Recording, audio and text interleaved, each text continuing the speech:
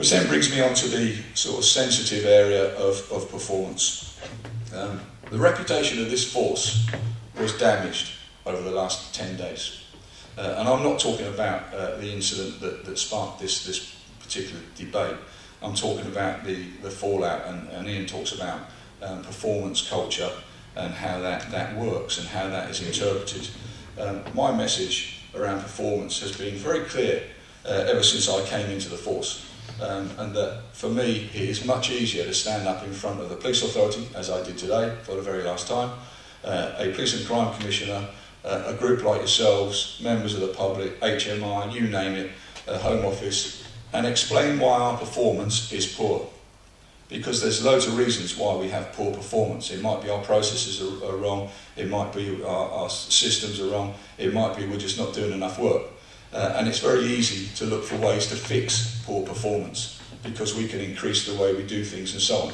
What is not acceptable, what is not easy to explain, is performance achieved by methods that don't have integrity wrapped around them. In other words, we're dishonest, and I don't mean that in a criminal way, we're dishonest in the way that we're doing our business. I've seen it over the years. In fact, at a conference I was at a little while ago, I cited Kent Police 20 odd years ago, and I remember this because I was across the river in Essex at the time. Kent Police got absolutely hammered because a DC came forward and said they're cooking the books. Up until that time, the force was rocking. They were out there, they were the top of everything.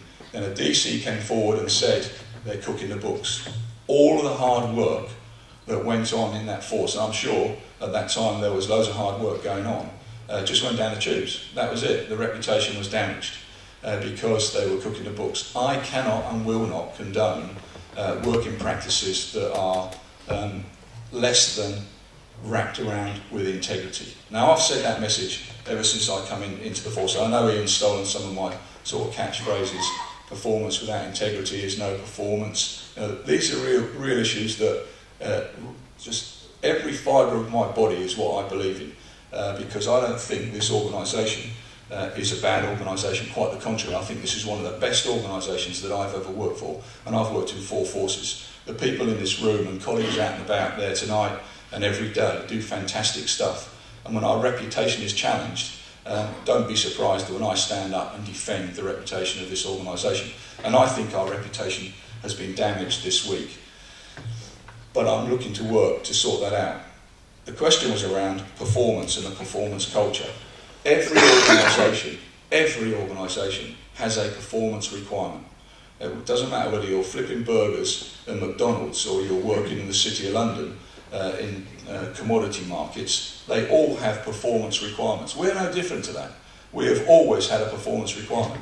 And it might not have been as sophisticated as the ones that we have now that come down from government, that come from the police authority and elsewhere. But we've always had a requirement to provide performance. And I don't see that as a bad thing. Quite the contrary, I think that is something that we should be proud of and something we should strive to achieve and deliver against our performance.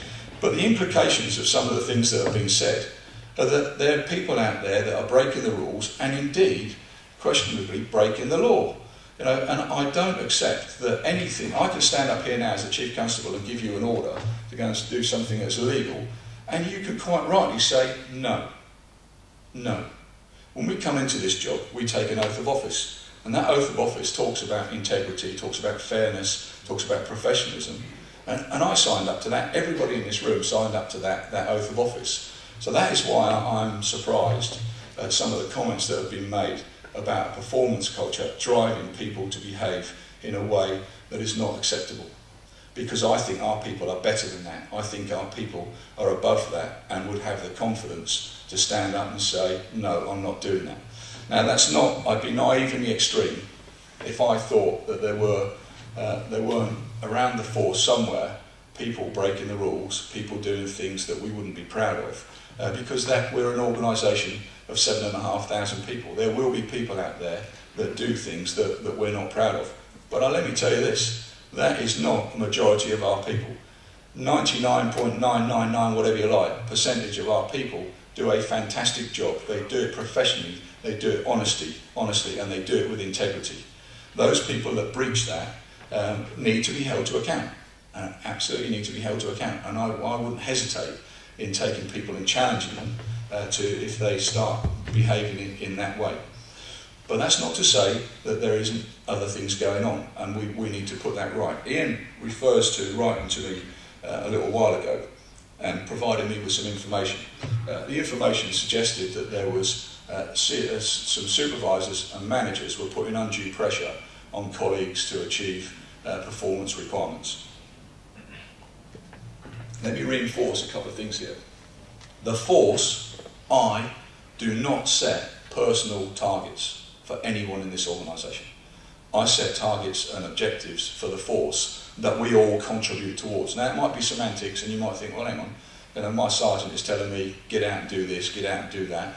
Well, I think we need to distinguish between the force saying that every officer will go and have so many arrests a week, so many this a week, so many that a week, to supervisors actively supervising their team.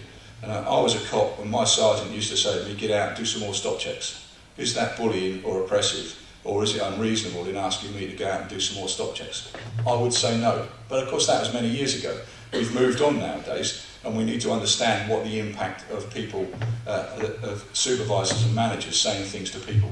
Well, again, I'm long enough in the tooth, and I've been around the force, this force and many other forces, but this one in particular, enough to engage with and talk to and sit and have a cup of tea with a great number of colleagues, possibly a number sat in this room. And let me tell you, I've not come across any shrinking violence. I've not come across people that would sit there and say, yes, Sarge, I'll go out and I'll do this. Yes, Sarge, I'll go out and do that. Quite the contrary. They're quite happy to challenge me and tell me if there's things going on. And that's what, for me, that's absolutely important, and it's vital for the feedback from me and others, because it's dead easy sat in my office dreaming and scheming about the wonderful things we're going to do. But that needs to be turned into reality, and it's the people in this room that turn that into reality. But please, integrity is everything. The challenge for me this evening is that I fully understand that performance is there, and it's there to stay. It's not going to go away, by the way, even with the new Police and Crime Commissioner come in. But it's got to be with integrity. If you are aware of people that are bullying or oppressive in their management style, their supervision style, then let me know.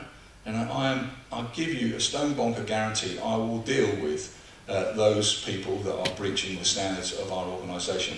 And if they're being bullied and they're being oppressive, let me know. I promise you that I will deal with that.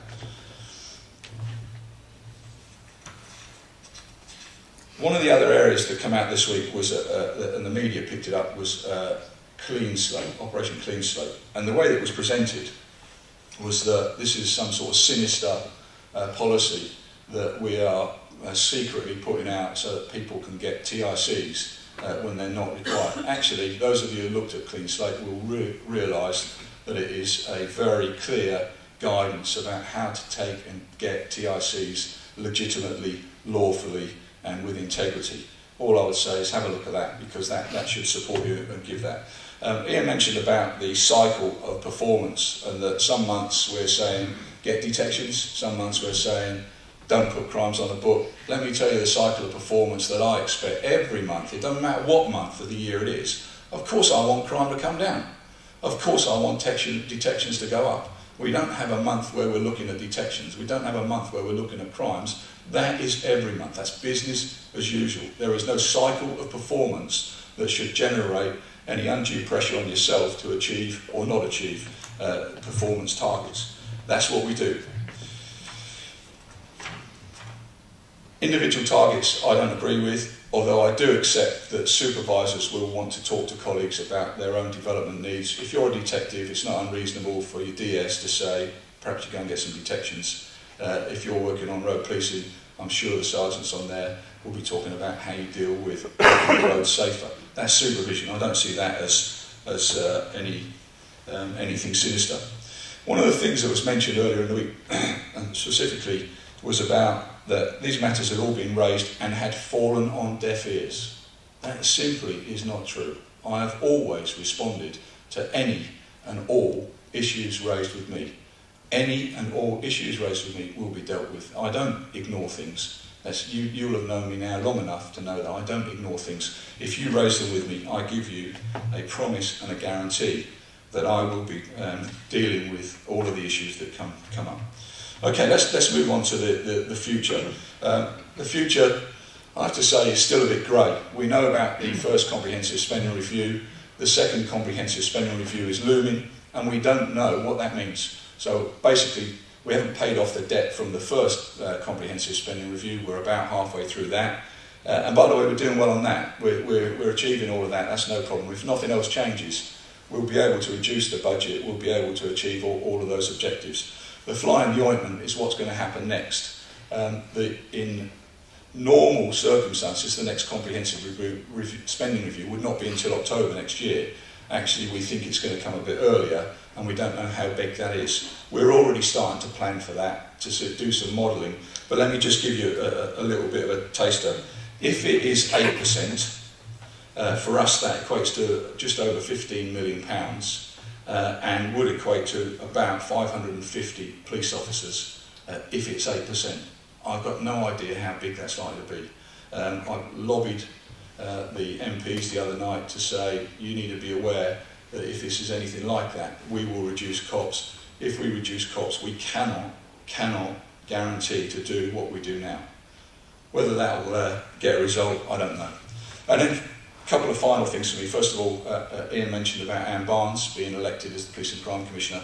I'll be speaking to Anne over the next few days and encouraging her to precept as high as she dare go, because that will offset the budget challenges that we face in due course. Whether she will or not, I don't know, but I'll certainly look to do that. And finally, can I just conclude by saying thank you again?